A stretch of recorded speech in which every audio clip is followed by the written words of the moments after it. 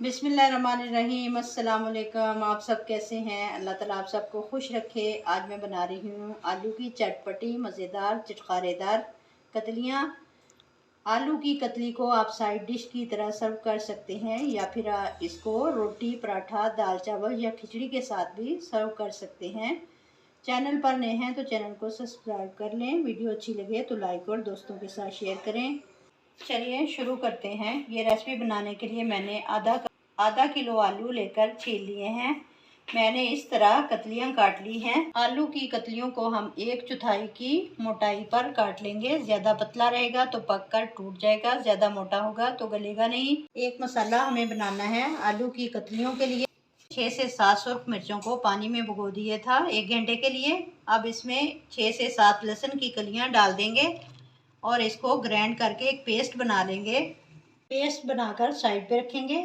Recipe बनाने के लिए कढ़ाई में ऑयल डालेंगे 2 चम्मच। आलू की कतली जो काट कर रखी थी वो इसमें डाल देंगे। फ्लेम को हाई करेंगे और कतलियों को हिलाते हुए पका लेंगे। हल्का सा गोल्डन कलर आ जाए इस तरह 50% तक पका लेंगे। अब इनको निकाल लेंगे। अब उसी पैन में 2 बड़े चम्मच ऑयल के डालेंगे। ऑयल को गरम कर लेंगे। अब इसमें डाल देंगे आधा चम्मच जीरा। आधा मिनट फ्राई करने के बाद अब डालेंगे आधा चम्मच राई का। अब इसमें डाल देंगे जो हमने पेस्ट बना के रखी थी वो। मीडियम फ्लेम पर पकाएंगे। अब इसमें डाल देंगे 2 टमाटर बारीक काट कर। हाफ टी स्पून हल्दी शामिल करेंगे। हाफ टी स्पून नमक शामिल करेंगे। 2 हरी मिर्चें काट कर डाल देंगे। इसको मिक्स करके मीडियम टू लो फ्लेम पर पका लेना है। टमाटर अच्छी तरह सॉफ्ट होने तक पकाएंगे। अब इसमें शामिल करेंगे आलू की कतलियां जो फ्राई करके रखी थी।